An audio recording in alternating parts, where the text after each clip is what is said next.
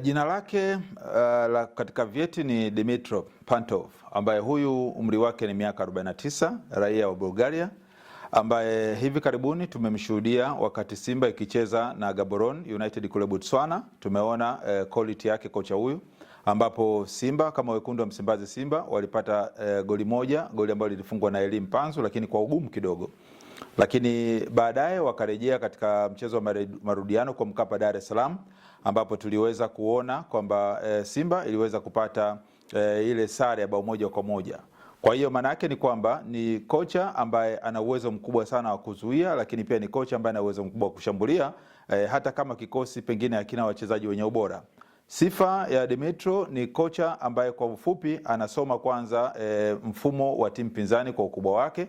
Alafu vile vile inavyozungumzwa ni kocha ambaye mara nyingi anapenda sana kutumia njia za video kuweza kufanya uchambuzi wa mchezo kabla ya mchezo. Yaani mechi kabla ya kuchezwa basi anafanya uchambuzi mkubwa.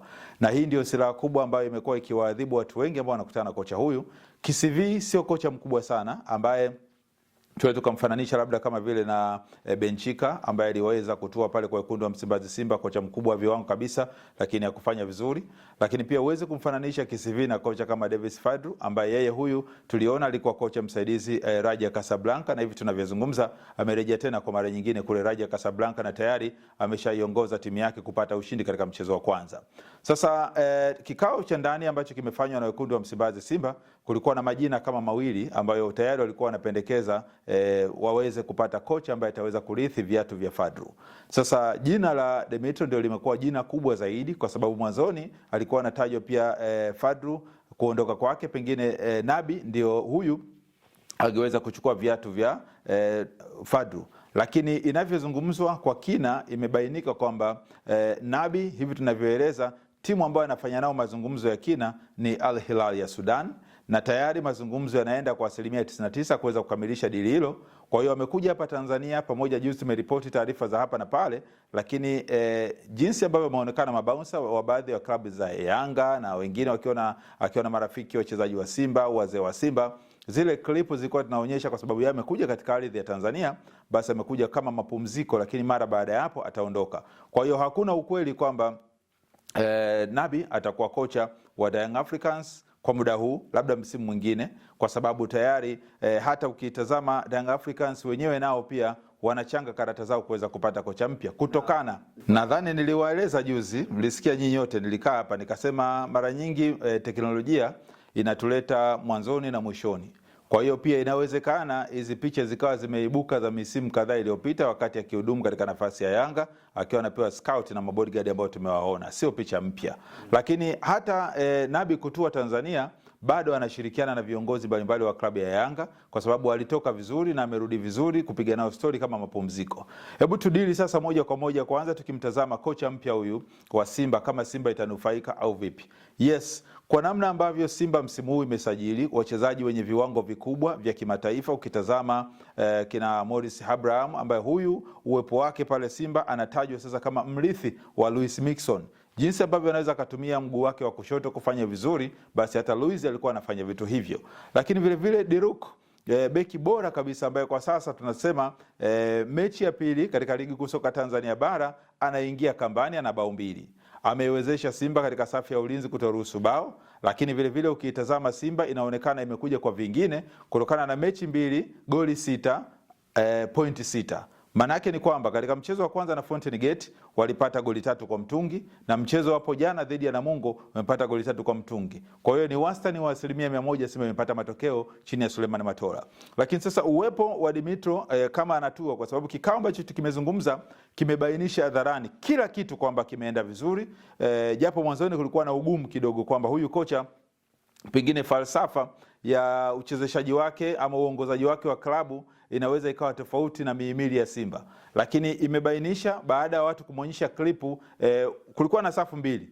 Wapo wanaomkubali Dimitro kuja kuwa kocha mkuu kwa Simba, lakini 50% walikuwa wanapinga hicho kitu wakisema ni kocha mdogo.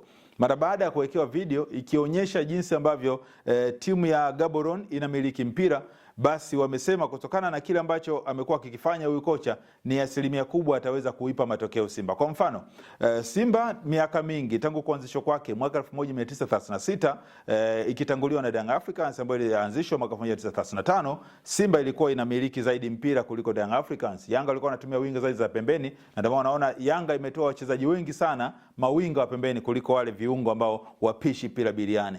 Pira biliani lilianzia Simba. Sasa hivi karibuni lilipotea. Lakini sasa mara baada ya kumuona huyu kocha ana uchezeshaji huo. Nikutolee mfano mchezo wa juzi ambao Simba wamecheza kwa Mkapa Dar es Salaam bila mashabiki, wametawaliwa, nadhani wote tumeona asilimia za umiliki wa mpira Gaborone wamekuwa na umiliki mkubwa. Sasa huyu ni kocha ambaye anaifanya timu icheze, ni kocha ambaye anaifanya timu ishambulie, ni kocha ambaye anaifanya timu ikabe. Sasa Simba wanataka kocha wa namna hiyo, kocha ambaye hatakuwa na pressure. Ni kweli hana CV kubwa kama makocha waliowahi kutangulia pale Simba, lakini kwa uchezeshaji wake wamemwona huyu ni kocha ambaye anaweza akaivusha Simba kutoka hatua hii na kwenda makundi. Lakini target ya Simba pia sio kufika makundi kutokana na usajili ambao umefanya msimu huu, maana yake wanataka kufika hata fainali ikiwezekana kuchukua kikombe.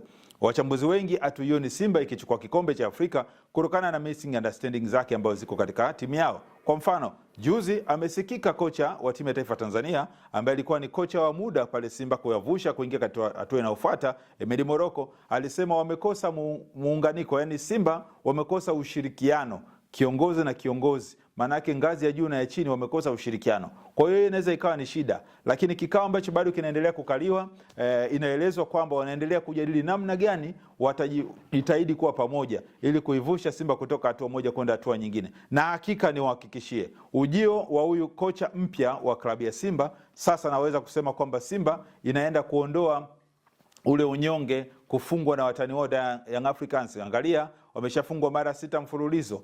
Huyu Fadlu tunayemzungumza ameondoka Simba, amepokea vipigo mara 4 mfululizo. Ametoka pale kwa Simba na bado baadhi ya mashabiki wanaona ana ubora, lakini ukiwafuata chumbani wakiwa wamekaa na familia zao, wana slide wanasema hakika tumechoka kufungwa, ni bora David Fadlu alivyoondoka atuachie timu yetu. Tazama timu inavyocheza chini ya Suleiman Matola. Mechi 2, goli 6, na tuseme pointi 6, hawajaruhusu bao. Timu inacheza vizuri, inafunguka, inakaba. Vipo vitu vingi ambavyo vinaakisi quality ya Matola, na nadhani Matola ni kocha kwa muda mrefu sana Simba, amekuwa kocha msaidizi. Makocha wengi wamepita chini ya Suleiman Matola, yani Matola akiwa kocha msaidizi, yeye amekuwa amejifunza vitu vingi sana. Sisi tunashindwa kwa sababu hatuheshimu vitu vyetu vya hapa nyumbani.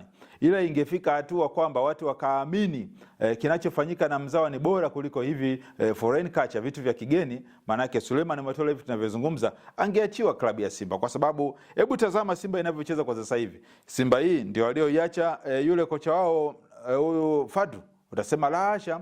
Manake Matola kuna kitu amekiofa kwa Simba. Kuna watu wanasema pira hamasa. Hapana, mimi sioni pira hamasa linalopigwa pale Simba. Ninaona mpira mzuri, mpira wa kitabu. Hebu tazama Suleiman Mwalimu jinsi anavyotulia. Hata mechi ya jana jinsi alivyokuwa anafunga, Derok jinsi anavyofunga, yule Shamu Karabu jinsi anavyofunga. Wachezaji wengi wanamkaba Derok wakijua ni hatari, wanampa space huyu Karabu kuweza kupata nafasi ya kufunga.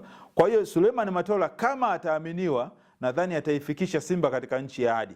Na mimi sisemi tu kwamba eti pengine kitaifa. Hapana, hata kimataifa. Nitolee tu mfano hivi karibuni, aliachiwa nafasi huyu Juma Mgunda, Pepe Guardiola mnene, kifaa kutoka Tanga. Alisaidia Simba kufanya vizuri.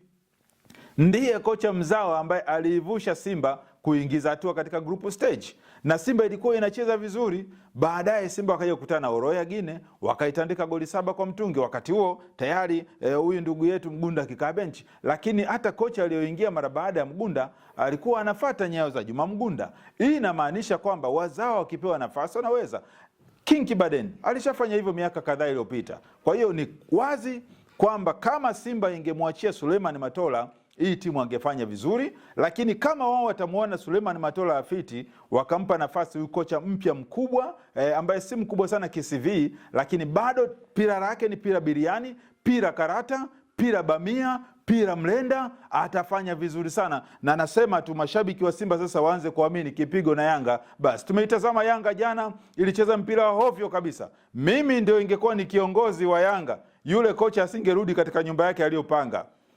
Ningemtimua siku hiyo hiyo, kwa sababu tangu amefika yule Folz, Yanga hakuna kitu, mpira unaochezwa, mashabiki wanaotazama mpira live wanaona pira linalopigwa, pira nundu, pira utelezi. Sasa haiwezekani kuvumilia kocha namna hii. Kocha umri mdogo, kocha hana experience, kocha hana exposure. Wanini kubaki naye Yanga?